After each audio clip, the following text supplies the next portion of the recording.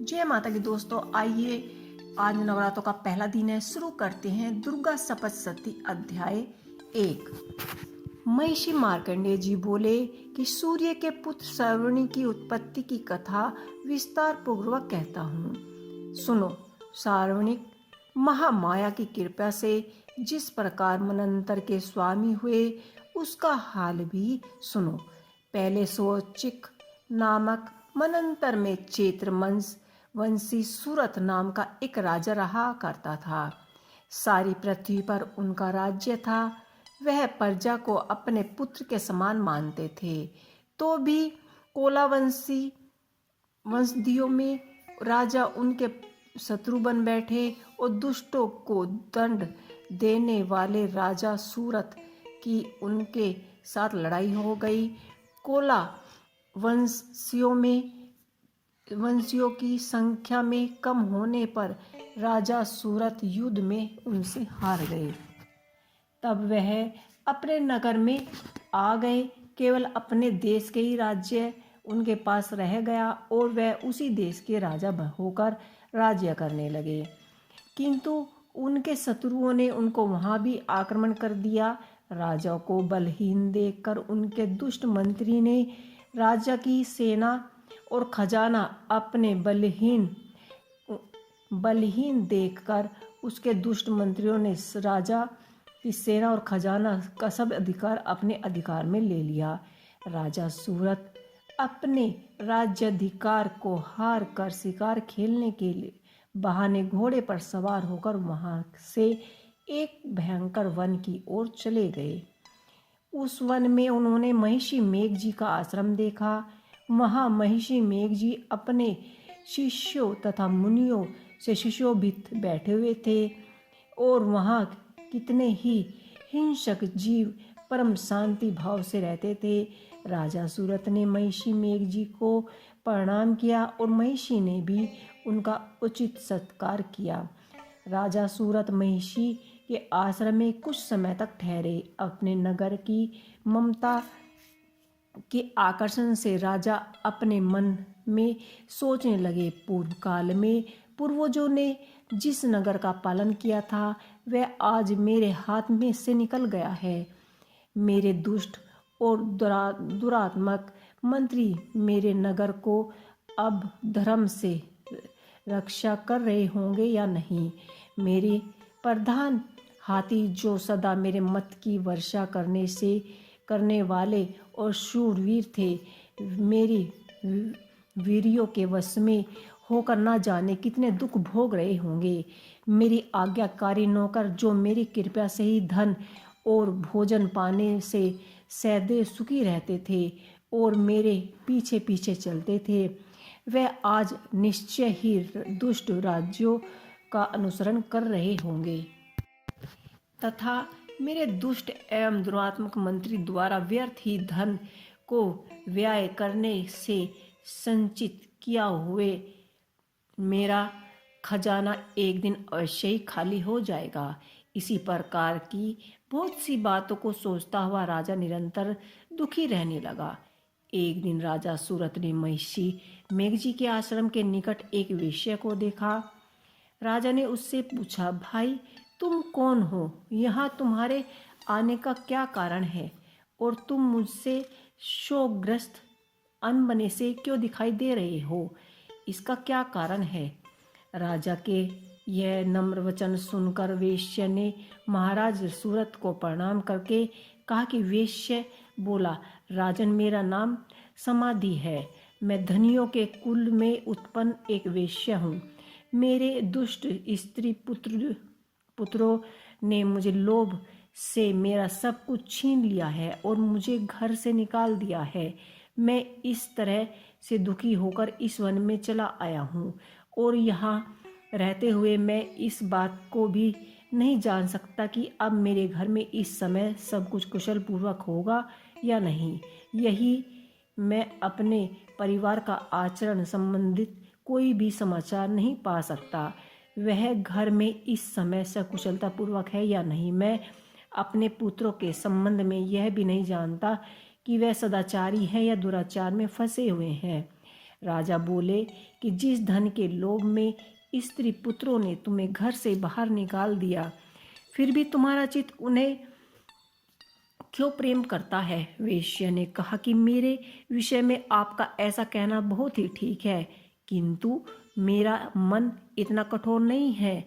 यद्यपि उन्होंने धन के लोभ में पड़कर पितृ स्नेह को त्याग कर मुझे घर से निकाल दिया है, तो मैं भी मन में उनके लिए कठोरता नहीं आती।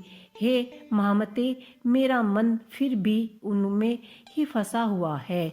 इस बात को जानते हुए भी मैं नहीं जान रहा कि मेरे चित्त के इनके लिए दुखी क्यों है।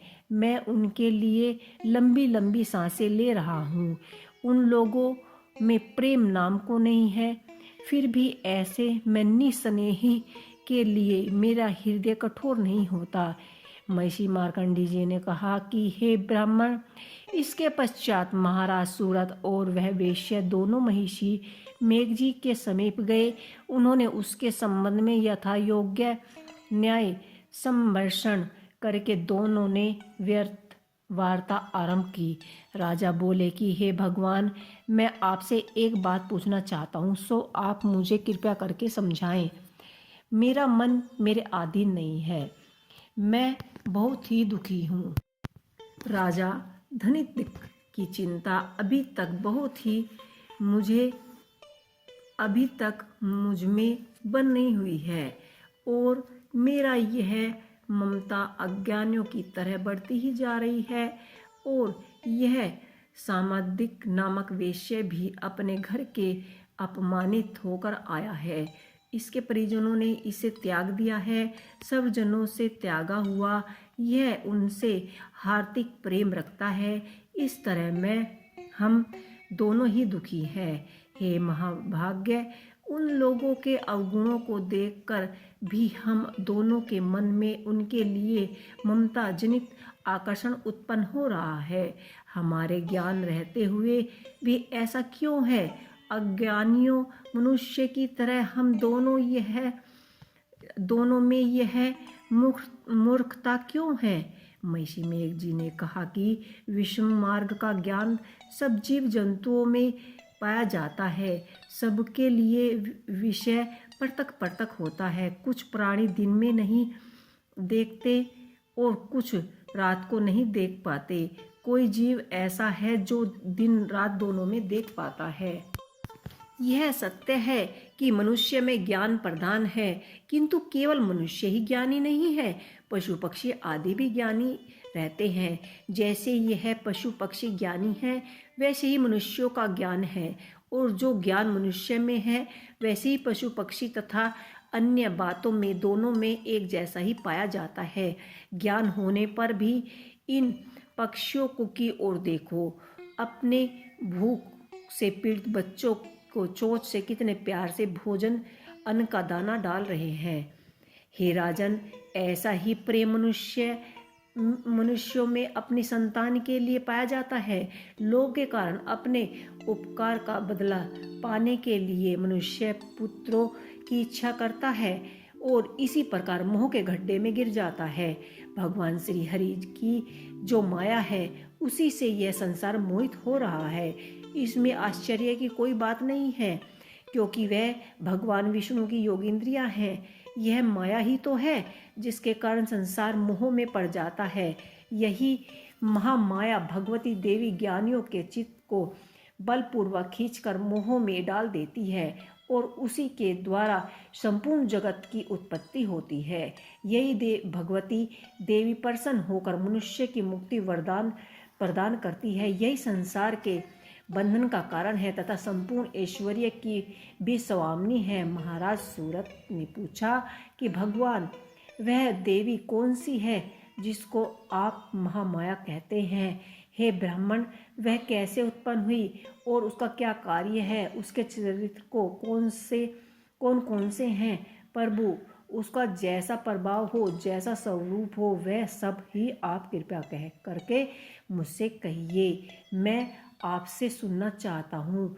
महिषी मेघ जी बोले कि हे राजन, वह दोनों तो नित्य रूप स्वरूप है, उसके द्वारा यह संसार रचा गया है, तब भी उसकी उत्पत्ति अनेक प्रकार से होती है। वह सब आप मुझसे सुनो। वह देवताओं का कार्य सिद्ध करने वाली देवी जो प्रकट हुई है, उसी समय वह उत्पन्न हुई कहलाती है। संसार को जलमय करके जब विष्णु भगवान जी योगेंद्र निंद्रिय का आश्रय लेकर सरसैया पर सोए हुए थे, तब मधु केवट का नाम के दो राजा असुर राज्य करते थे। उनके कानों के मैल से जो प्रकट हुए, वह श्री ब्रह्मा जी को मारने के लिए तैयार हो गए। श्री ब्रह्मा जी ने जब उन्हें दोनों को अपनी ओर आते हुए देखा और यह भी देखा कि भगवान विष्णु योगेंद्र निंद्रा का आश्रय लेकर सोए हुए हैं, तो वह उस समय श्री भगवान के जगाने के लिए उनके नेत्रों के निवास करने वाली योगिंद्रिया की स्तुति करने लगे। श्री ब्रह्मा जी कहते हैं कि हे देवी, तुम ही स्वाहा, तुम ही स्वाधा और तुम ही विकटकार हो, स्वर हो, तुम्हारा ही स्वरूप है। तुम ही जीवन देने वाली सुधा हो, नित्य अक्षर प्रमाण में आकर उपकार मकर, इन तीनों में माताओं के रूप में तुम ही स्थित हो। इसके अतिरिक्त जो भी बिंदु पथ अर्धमार्थ है, जिसका कोई भी विषय रूप उच्चारण किया जा सकता है, हे देवी वह तुम ही हो। हे देवी, संध्या, सावित्री और परम जननी तुम ही हो। तुम ही इस विश्व को धारण करने वाली हो।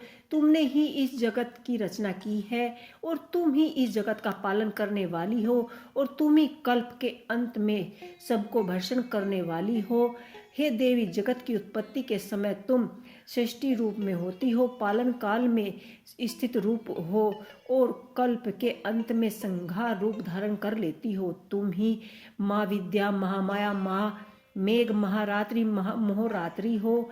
श्री ईश्वरीय और बोध स्वरूपा बुद्धि भी तुम ही हो। लज्जा, पुष्टि, तुष्टि, शांति और क्षमा भी तुम ही हो। तुम अखंड धारणी, त्रिशूल धारणी, घोर रूपा तथा गदा, चक्र, शंख और धनुष के धारण करने वाली हो।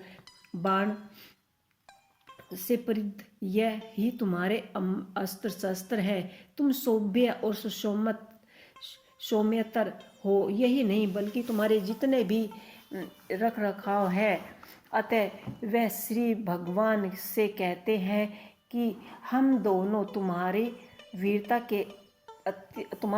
से अत्यंत प्रसन्न है। तुम हमसे कोई ऐसा वर मांगो। भगवती ने कहा कि यदि तुम मुझसे इतने ही प्रसन्न हो तो अब मेरे हाथों से मर जाओ। बस इतना सा ही वर मैं तुमसे मांगती हूँ। यह देखकर वर में क्या प्रयोजन है। महिषी मेघ जी बोले कि इसी तरह से जब वह धोखे में आ गए तो उन्होंने चारों ओर जल ही जल देखा और भगवान श्री हरि से कहने लगे कि जहाँ पर सूखी जमीन हो, जल ना हो, वहीं पर हमारा वध कीजिए। महिषी मेघ जी कहते हैं तथास्तु कहकर श्री हरि भगवान जी ने उन्हें अपनी दोनों जंघों पर रखकर उनका धड़ सर से अलग कर दिया। तो ये पहला अध्याय यहीं पर समाप्त करते हैं। आपके लिए लेकर आते हैं कल दुर्गा सप्तशती का दूसरा अध्याय। जय माता की।